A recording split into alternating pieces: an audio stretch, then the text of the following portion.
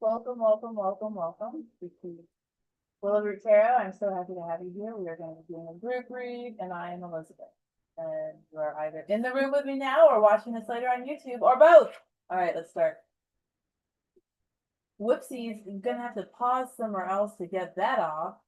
You heard that in the background. That was me. It was the echo, cosmic echo. And now we go echo. Okay, so let's start. Really quick, if you are following me on YouTube, thank you. Thank you. I appreciate it. If you're not, so I was in Tokyo and I bought this for a lot of money.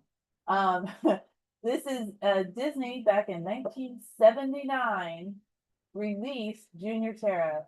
I'm like, I up until this point, I mean, I guess I would have said, well, yeah, I collect tarot decks or oracle decks, whatever, cartomancy. I love cards, but not to the point where I was spending a lot of money. And there are definitely decks out there that I know about that I would really like to have, but I didn't want to spend money. I dropped some coin on this one. This is amazing. 1979 Disney released a tarot deck. Come on, guys. Wow. Haven't opened it yet. This gets its own box opening. So check out that YouTube video, which has not been loaded or filmed. But we're okay. So let's go ahead and start. Where we're going to start? We're going to start with some animal energy because just a moment ago, my friend LB was in the room, but she had to leave.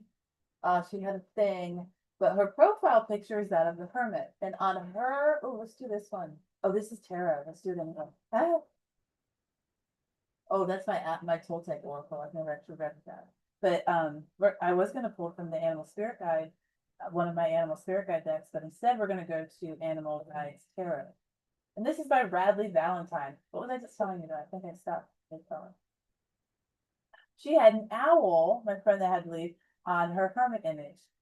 And I was like, huh, I wonder what that would be. Athena, the first thing I think of. But anyway, that is incredibly narrow-minded. I was introduced to Greek and Roman myth in school, as many of us were, and that's kind of where it stopped. But I'm sure that there's African myth, Cambodian myth, any kind of myth, oath that's going to offer you spirituality through the lens of an animal. Because they're kind of awesome, I think. So let's look at animal guides, but let's look at it through the lens of tarot. And this is Radley Valentine. Radley Valentine publishes through Hay House currently, and you can find him in a series of free webinars that they consistently seem to offer over there, hayhouse.com. Free plug, Hay House, call me. So let's go and see what Radley has to say. I don't know that I've ever picked up this script of tarot before until hold up your head.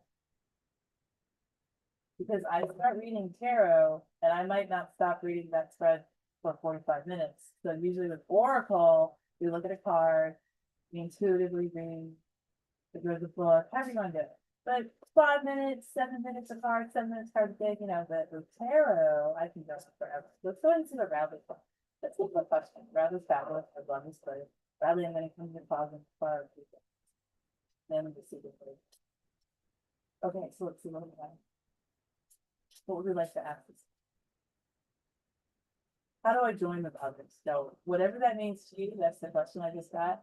How do I join with others? Whatever that means to you. So I ask, how do I join with?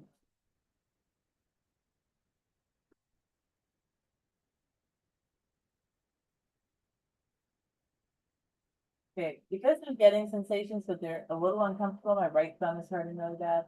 I have not picked this deck up in a while, so what I'm actually going to do, I'm going to start with a hello card. And this is important to me as a reader, and I definitely get sensations off of this.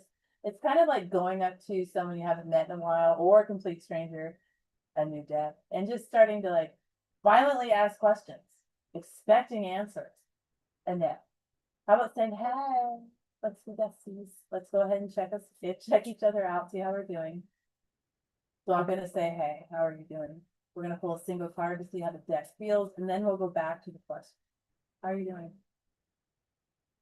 Right in there. How are you doing? What's up?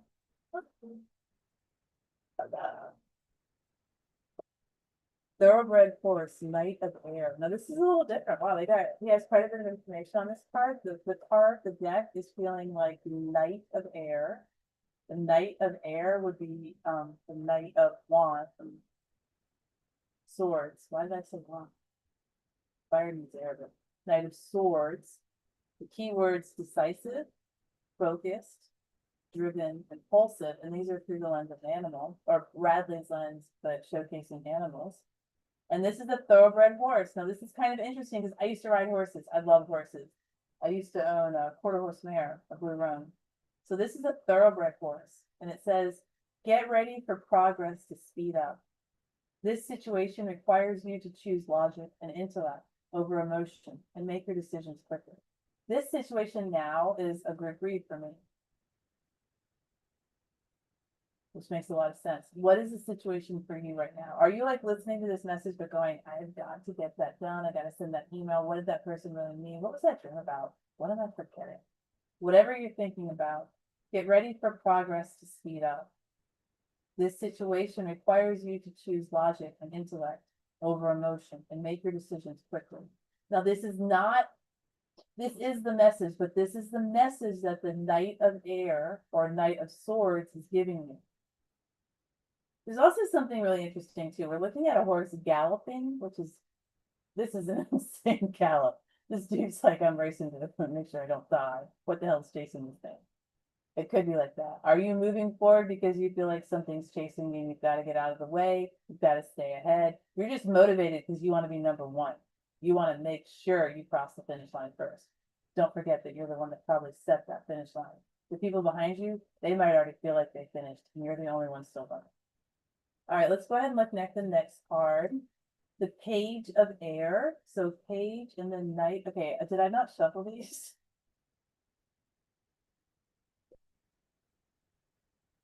Yeah, I think that's what's happening. Okay, so these were an unshuffled deck, so we're going to stop here, but we are still going to go with what we have. So this is the very first time I've read from you.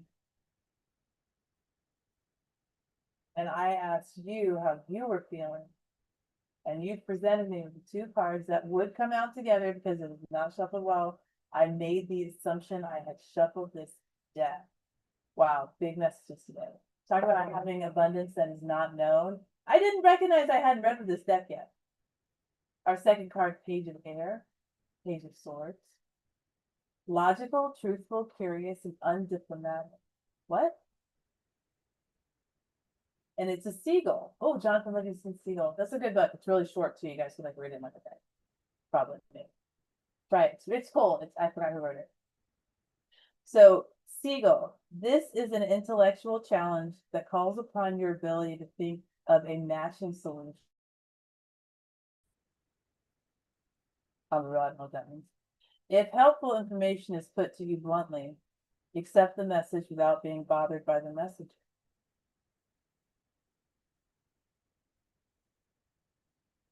That's interesting. One more time. This is an intellectual challenge that calls upon your ability to think of a matching solution. This is huge in my world. This is huge in my world.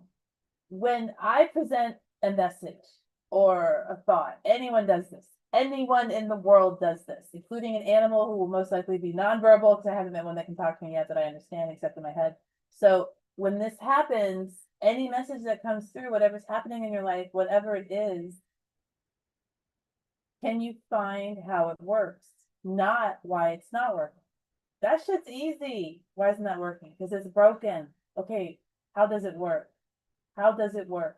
How does it fit your life? How will it benefit you? How can you benefit what is happening? Because if you benefit what's happening, maybe you'll get something out too. Find how what's happening works. How it doesn't work, anyone can do that. It takes a lot more discipline and intellectual power to find out how it works. So when I go to the deck and I say, how are you feeling? It says, I feel good. I feel like we're reading together now. It was an unshuffled deck. We've just begun reading. It's great. Thanks for picking me up. I'm your hooker for the evening. What do you want to do? That's probably incredibly inappropriate that I said that.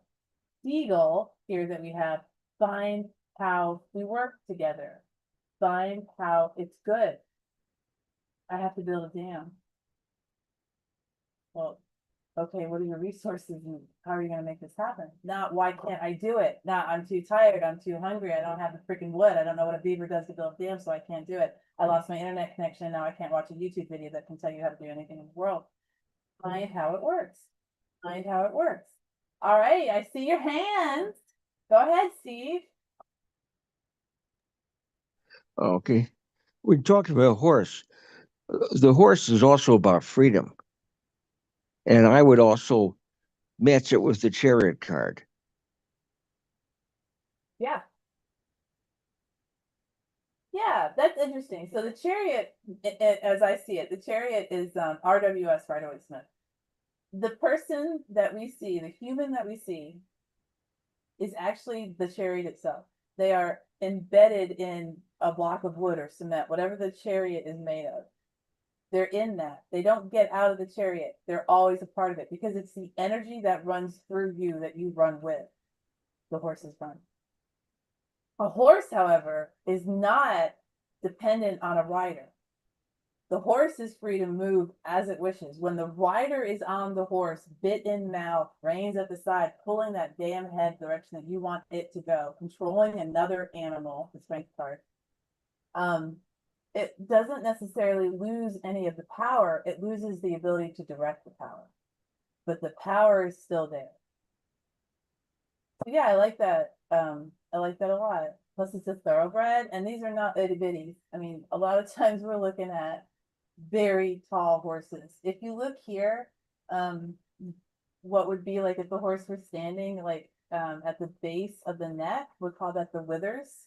That's where you measure a horse from. So we're not looking at the tippy top of the ears. Oh, it's this tall. We're going to look down here more to human scope of where we see the horse lie. How many hands tall? That's measured by hands. Horses can be exceptionally tall. The base of the neck will be taller than the person standing next to the horse, depending on the height of the person.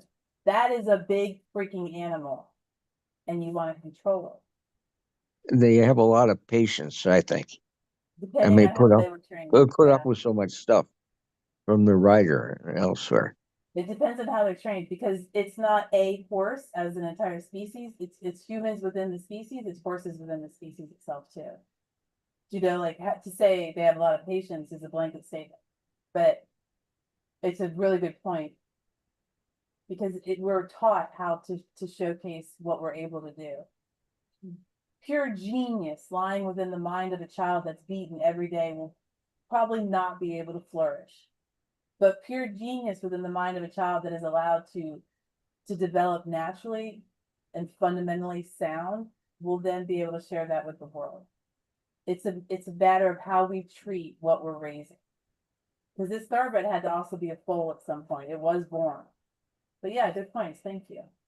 Okay, we're actually going to pause at that. I was thinking I'm going to get into a 15 card spread and that's going to be the time. But I feel good with that. Thank you, Radley. Radley has, oh, wow. Okay, just because it's gorgeous. The magician card's a unicorn. Oh, unicorn lovers. Okay, so there's a unicorn in this deck. Okay, and then I'm totally gonna stop, but we started this out talking about the owl, and here's the owl, so we're totally doing this. Oh, it's the high priestess. Okay, wait. So LB's image, her profile image, we started the room with a person that has since had to leave, but she had a profile picture. Her profile picture is an image of the hermit with an owl at the top of the staff, and here's the owl, and here the owl is the high priestess. So the owl was the highest point on the card, at least in the living animals that we could see. And that's also the energy of the high priestess because we are well in the crown chakra with this shit. It's psychic energy. We are so up here. We're sitting right up top there. The high priestess, owl.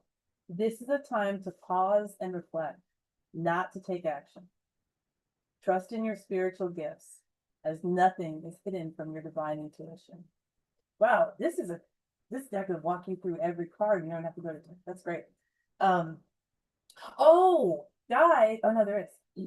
Okay, so we're also gonna pull from the deck because now I'm really curious as to what Radley says. Radley has also renamed a few of these cards. That's very interesting. So let's go to the High Priestess. That's gonna be key too. She sits after the Magician, before the Empress. That's her story. Okay, so let's go ahead and see what we have. The High Priestess.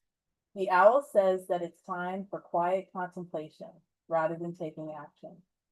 In fact, You would gain great clarity and insight just by sitting still and noticing what's going on around and within you. It isn't necessary to express your thoughts right now. Instead, quietly meditate on what you already know and what you're currently learning. Trust the power of your intuition. Listen to the ideas of others, but keep your thoughts private. Watch all that's happening in your environment to gather the essential information. Soon it will be time to act, but for now, rest in silence. What comes to mind when you think of an owl? Perhaps you imagine a great, solemn bird who can see the dark and sits patiently, soundlessly. This card asks for you to be owl-like in your demeanor and actions.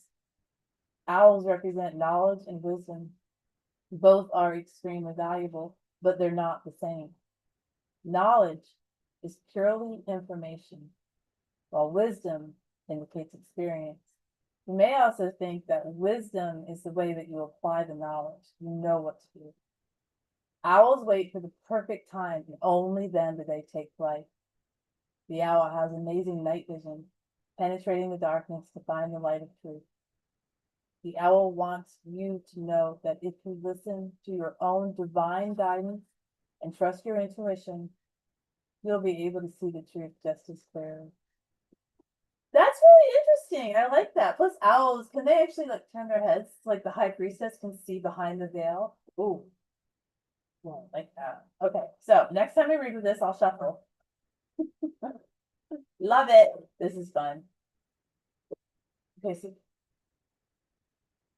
so now I'm like, so do I still pull from an animal deck? Because we just did that. Let's keep going. We'll see. And if we have time, we will. Let's go to, I've been out of town. I didn't take my star deck with me. I took 6 other decks, but so I'm very excited. Let's go to our star deck. We are sitting in the pagan holiday of Star. When are we coming up? Let me check my calendar. I need a spot calendar. All right, so I haven't found one I can overlay on my Google Calendar. If you guys know of one, let me know. All right, so we have Seasons of the Witch of Star Oracle, and this is by Lorraine Anderson and Juliet Diaz. And this has been illustrated by Tijana Elizabeth.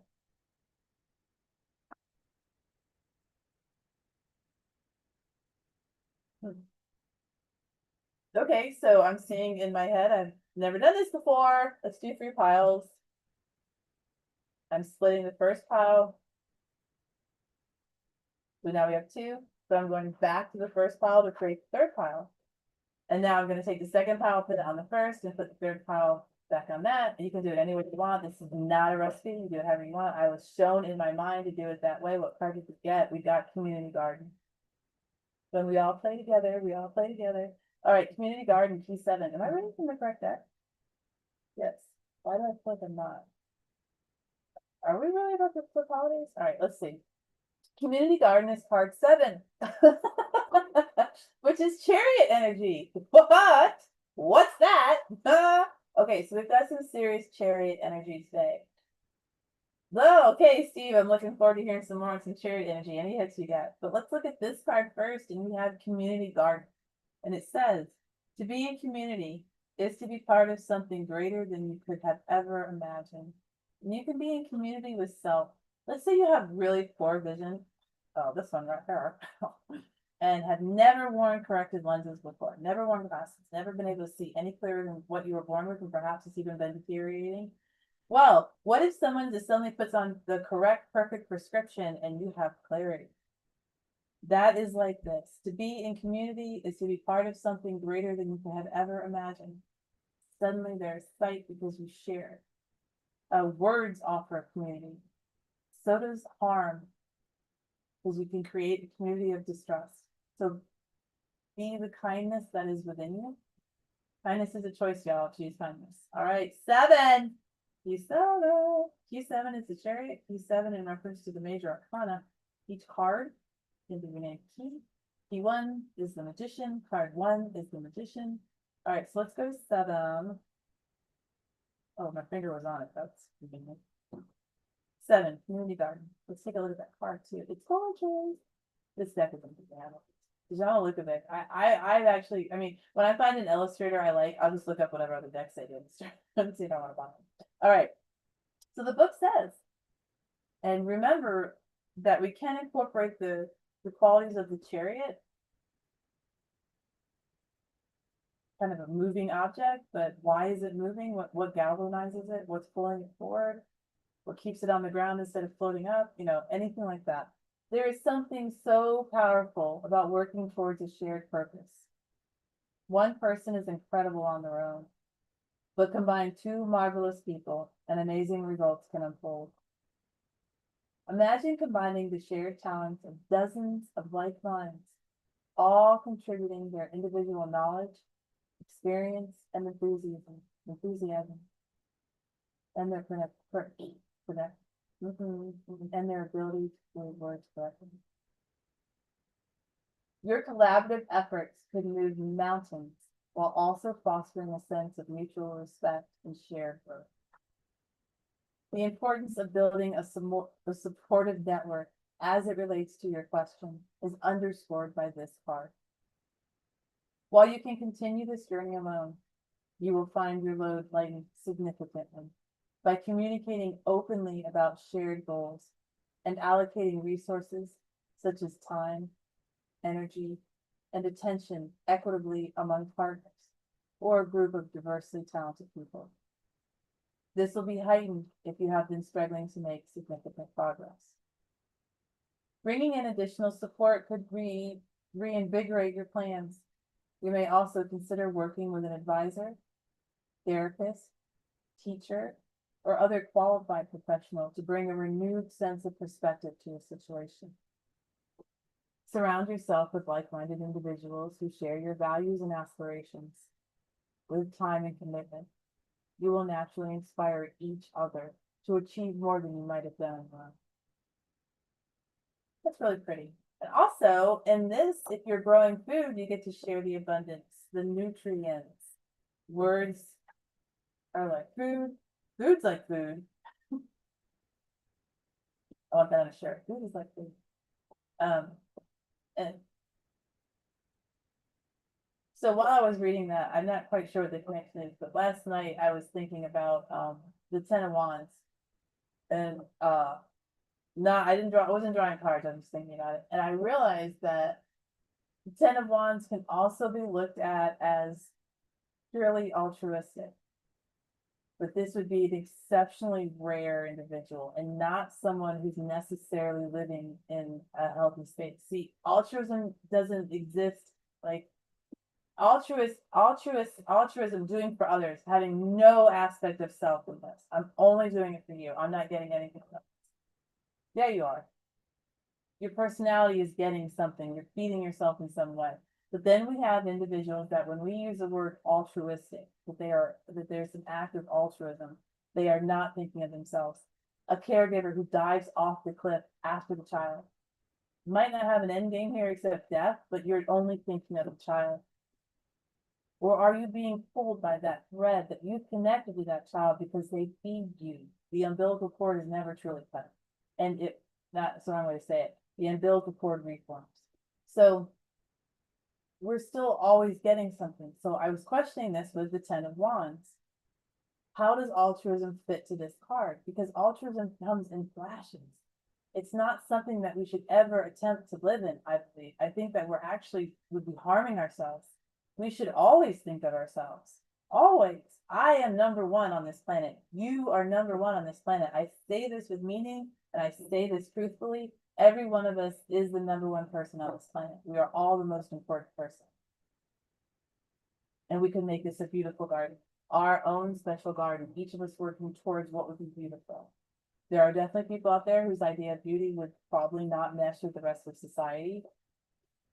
That's okay. They get to create that garden.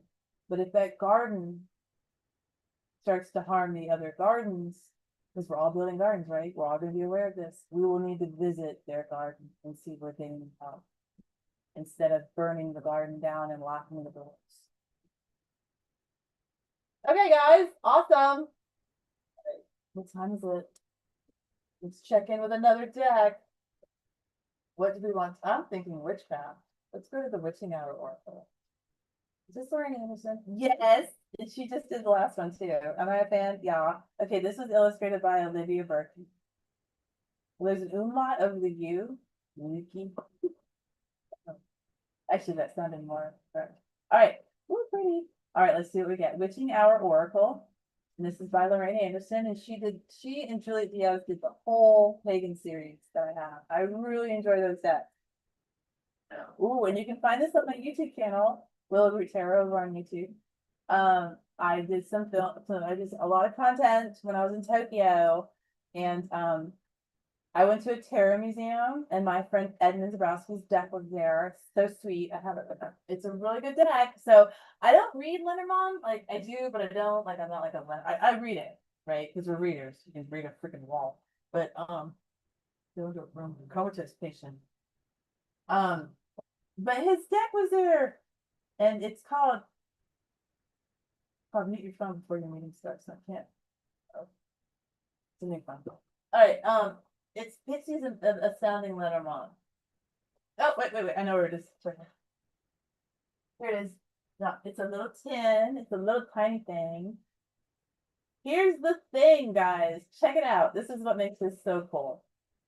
Because I bought this, and I'm like, wait a minute, that's my friend. Love it. Okay, well, the letter, right? Wait, let's get something that everyone can see. Oh, that's all. Oh, here we go, the tree. Now, let's just go ahead and say, quiz time.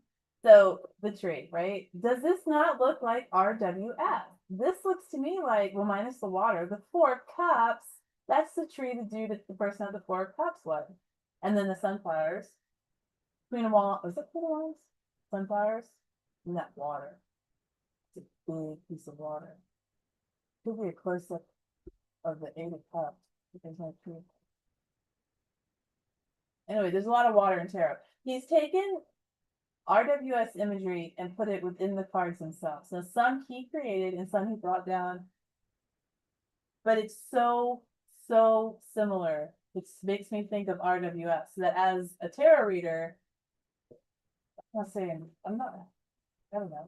It made me feel comfortable. I'm trying to be careful. We're not all just one reader. If you can read, you can read. It's like if you are literate, you can pick up any damn book in the language that you can read it. You might not understand it, but you can read the words. You don't have to break it down, just read the words. So if you're a reader, you can read anything. Go read the wallpaper. Your dog is asleep and twitching, go read the twitches. Your skin itches, but you can't see why. Read your skin. Talk to your body. You read, and we share shit with other humans. Squirrel, literally. Okay. No one does it. Oh, Steve, go ahead. Yeah, I remember a long time ago, Richard Burton was on a TV show, and he read out of a telephone book or Yellow Pages, and it was beautiful. He said he could make something read anything and make it beautiful. That's pretty cool.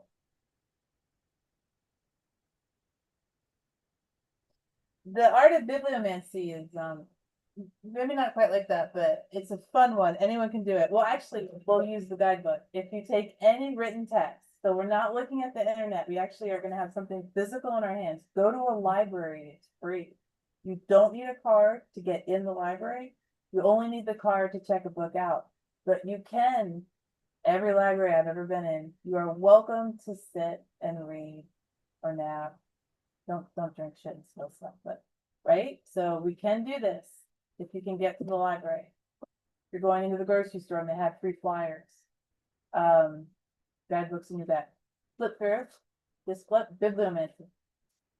Whatever, and then be thinking of a question or not, and then put your finger in there. And if it's on text, that's what you're going to read. You're going to read for finances or career. You may need a mentor or someone who can help you advance sooner. Okay, in a larger part, this is also the card Coven. So let's see what we pull. That's actually what I'm going for right now. But bibliomancy is for sure you do that, right? That finger was kind of halfway. So let's go ahead and start at the sentence where I ended. The whole bibliomancy reading is, for relationships, this can mean a new love interest who has the potential to be a soulmate partner, or that may welcome a bundle of joy soon, or that you may welcome a bundle of joy soon.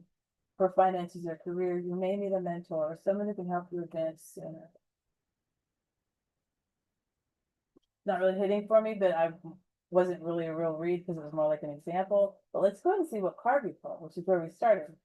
So we're shuffling the deck that I had pulled, Witching Hour by Lorraine Anderson, and we're going to see what if we get the Coven card, or it's card 17. So if we get card 8, even, let's see if we can get a connection. These are very sticky. I'm going to go and give them a shuffle. Whoa, that's a lot. All right, hold on. No, I did that. And it's hard for me to see which way to shuffle them so that they end up, okay, here.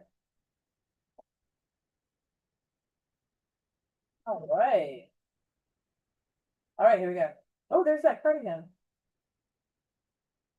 Which is weird because it's 15, which equals 6, and I don't usually just subtract, but I was thinking 17, 7 minus 1 is 6. All right, if we get 17, 8, or 6. 17, 8, or 6. I desperately want to pull winning lottery numbers for y'all. 17, 8, or 6. Or I don't do jumpers. Well, I'm going to look and see what that was. Nope. No, shit, got that.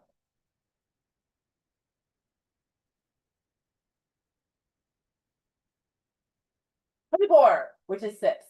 Because 2 plus 4 is 6. Boom. All right. Forgotten Ghosts. Reunion. Okay, I'm studying mediumship right now, so I'm super excited. Forgotten Ghosts Reunion. Let's see what the message of the card is. It's a very pretty card. Ew. Ew. Okay, I hadn't considered that. So the ghost is like their arms are a little scurry, and I'm like, ew, like you see a ghost, they don't look like a human. Like if you see a ghost, I'm sorry guys, it says ghosts, whatever word you like to use. Do they not look human? Everything I see in my head is pretty straight on, straightforward. Like I'm not going to species are we're talking to right now. Don't know, but they look a little scary. And there's a cross embedded in the ground. I'm going to think it's a gravestone because it's forgotten ghosts. But it could just be a marker of a cemetery. What if it's one gravestone for 500 people? Oh, I just want to throw up. All right, so 24, Forgotten Ghosts, keywords, reunion, unfinished business, and unexpected visitor. If you guys are currently thinking there's an entity that's visiting with you that you may not want to have a conversation with, you don't have to fucking talk to them. I have definitely been like, thanks. I'm not really in the mood right now, but we'll totally touch base later. I'll let you know when I'm available. You can do it like that, or you can be like, however you want to phrase it, or like, no, I think you're wonderful, bye. If we don't jive, get the fuck out. Whatever you want to say. If you're not comfortable in this situation, your metaphysical friends do not need to be there. Reunion, unfinished business, unexpected visitor. It also speaks to how well do you receive. And then the tarot companion is the 6 of Cups. I forgot she did that. I love that. So her tarot companion here is a 6 of Cups. Lorraine Anderson did release a single tarot deck. And she's got one on pre-order now that comes out in August. So you can check those out. A ghost doesn't always have to be scary or sad. It can be a joy to reunite with something or someone from your past, even if how you left things was dreadful, disagreeable, or regrettable.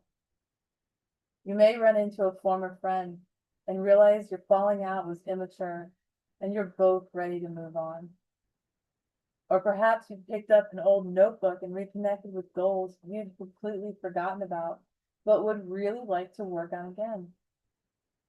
Or maybe a long lost love comes back into your life. Perhaps the circumstances weren't right before, but now you're both in a different place and ready to give love a second chance. Forgotten Ghosts appears in a reading when something from your past is left unresolved, but you are happy to see it or them back in your life. If your reading is about a specific person or love, it can mean reconnecting with the person you have asked about, but does not specify whether or not the relationship will work out. This card can also mean revisiting old projects, ideas, goals, or even returning to an old job. Be mindful as you journey through your past.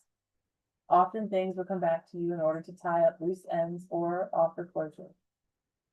Take notice of what is here to stay and what is just passing through, and be willing to let go when the time has come for your forgotten ghosts to finally move on. Woo! Okay, so we do have some companion cards because I've got to do it. Anytime they do this, I'm like, we're pulling another card. We'll pull one more card after this, and we're going to see if we get one of the companion cards. Her companion cards that she offers this as companion cards. If you read, oh, if you read this deck and you're like, oh, no, this is a perfect companion card, then that's a perfect companion card. This is a suggestion, she's saying. We've got Enter at Your Own Risk, The Witching Hour, or As Above, So Below, Deep Being, Midnight Moth, and The Witch Hunter. And I want to just see if we get any one of those. We did not. Okay, we got Solitary Witch. Fun deck. That's just a fun little thing I do because I get excited when look at that. All right, so we're gonna pause, and I'm gonna float to the room, and I'm wondering if we're gonna keep doing this. Probably, Steve. Would you like a reading?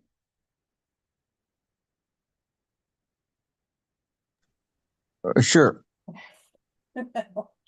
I'm wondering if we're gonna keep doing it this way, giving readings at the end of the room. I don't know. We'll see. All right. Well, actually, we can, but it's not going to be tarot because I already pulled tarot. What we're going to do here is I'm going to pull from another oracle deck, but I am going to pull an animal energy one for you. I think I'm looking. Oh, that's a good one. But I've read from that one a lot. Oh, that's a good one.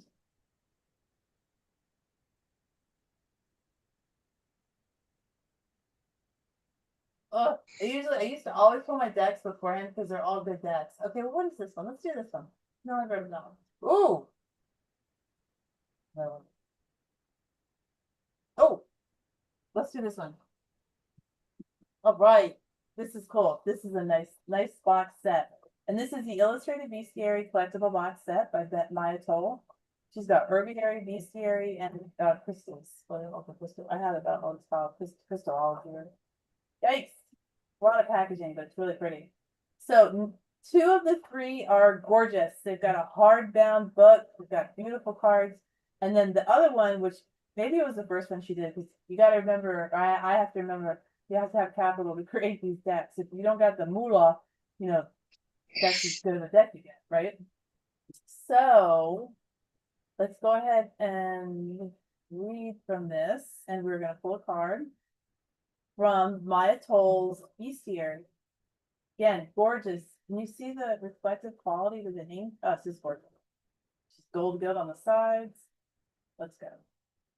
Wow, I'm glad we pulled this. It's very pretty. Cards are a little sticky. Like they some slide off each other, some have a little bit of grip on each other.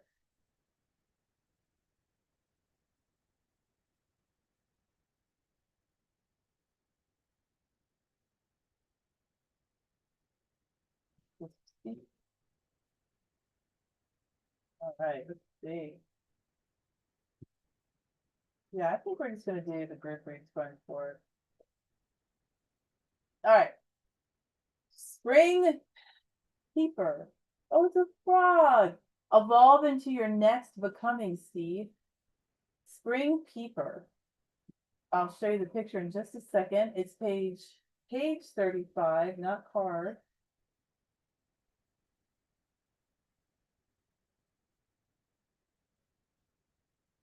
Oh, it's gorgeous. Oh, I'll show you the book actually because it's bigger. That's what the picture looks like. Pretty cool. So how did it hop up out of the water? Or maybe it's falling off the branch. Oh, there's tadpoles too. Is that ice? Okay, this is gonna be good. Oh, spring peeper. Is it growing under the ice? Oh, wow, this is gonna be amazing. Big name, small frog. So small, in fact, you may think you don't know this critter at all. But if you've cracked a window on an early spring evening, you've probably heard the peeper chorus chirping of metamorphosis and growing into their fullest potential. These wee frogs remind you to embrace your innate ability to evolve, especially when you think you've forgotten how. Keepers start life as tadpoles, then grow legs, and that's just part of their magic. Keeper also has a backup plan for breathing. He can take in oxygen through his skin. Call on him when you've forgotten how to breathe and life feels impossible, or when you need to grow a new set of legs to carry you into your next becoming.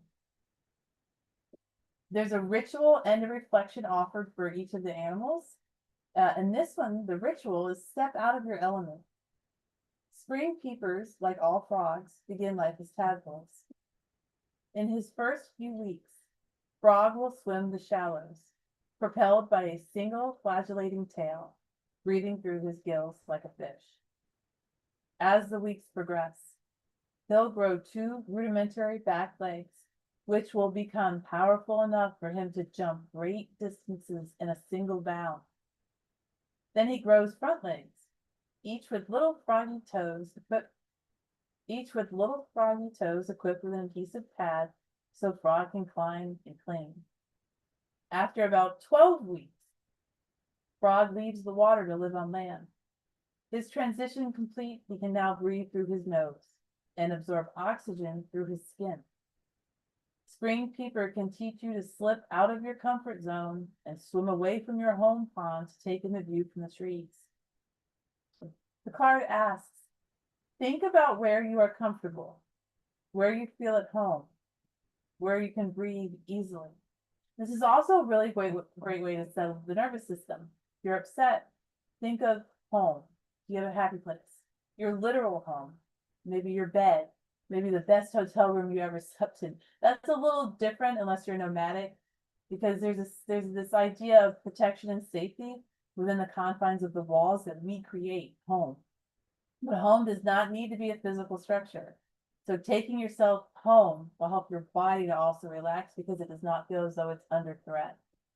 Thinking scary thoughts can get your heart racing. Your body thinks it's being attacked. It's not. Your mind is there with your spirit to work with your body to become the calm that lives within all of us. Secondary, the card asks, now challenge yourself to do one thing that feels out of your element, like holding your breath. If you're a homebody, try dance class. If you're an extrovert, learn to knit. I'm an extrovert. Learn to knit. Very solitary. You do not have to make a lifelong commitment. Simply create an opportunity to try something new. See how it alters the way you think, feel, and breathe. And then in the final offering, the third offering, the rites of reincarnation. Steve, you're taking that death class. There are cultures that believe that we come back lifetime after lifetime, learning lessons that advance our soul. But what if we reincarnate in this lifetime? Let's start that over. There are cultures that believe that we come back lifetime after lifetime, learning lessons that advance our soul. Okay. But what if we reincarnate in this lifetime? Think about this.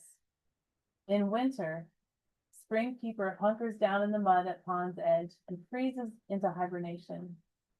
In spring, he thaws to a new life. Okay, Hermit card. Key 9, Key 12, the Hanged One. All right, what if we reinvent ourselves like the little keeper frog, starting out as one thing, and through slow growth and effort becomes something else? That's me. That's everybody, right? By that definition, how many times have you reincarnated? Ooh. Oh. A lot. How many lifetimes have you lived? Wow. And how have you tried to change, evolve, and grow as you move from one state of being to the next? Now that one's harder. Wow. So then it says, we have a quote. That's what winter is, an exercise in remembering how to still yourself, then how to come quietly back to life again. Allie Smith. Okay. Loved it. Spring Keepers. It also makes me think, because it was saying it can be frozen and then come back, in the winter it freezes, it allows itself to be frozen and literally thaws and comes to life. I was watching a show on dinosaurs, I don't know, but there was like the crocodile, which has been around forever. this version of it could encapsulate itself in like a giant snot bag as like this big mucousy thing. When the lakes would dry up and wait till the rainy season, and it would just kind of lay in its own womb. It created a womb around itself. There's also this idea, I'm clairaudient, and yesterday I received the words universal womb, and it had to do with me thinking about just how freaking archaic me thinking along the lines of this is masculine, this is feminine. That's all bullshit. That needs to go away, Elizabeth. Do not use that. We are not one, we are not the other, we are not a blending of both. There's a ton of options out there. It is not just masculine, it is not just feminine. And it is not for anyone else to tell us so. And I thought, the universal womb. We all grow and receive. Why do we have to put labels on how or allow ourselves to only do it in certain ways? We are the universal womb. We are all aspects of humanity create the universal womb. A welcoming area to birth, to receive, and to grow. All right, this has been fabulous, and we're three minutes left. We're doing great on time, so yay! All right, well, we'll end here, and I hope that I will see you guys live tomorrow, and if not, I hope that you'll watch the video of our recording that's going to come from our Read from the Book event tomorrow morning at 8 a.m. CDT, which you can do that on Meetup under Willow Root Tarot. This channel's name is Willow Root Tarot. My group is Willow Root Tarot. I see you at Willow Root Tarot. All right, I'm going to say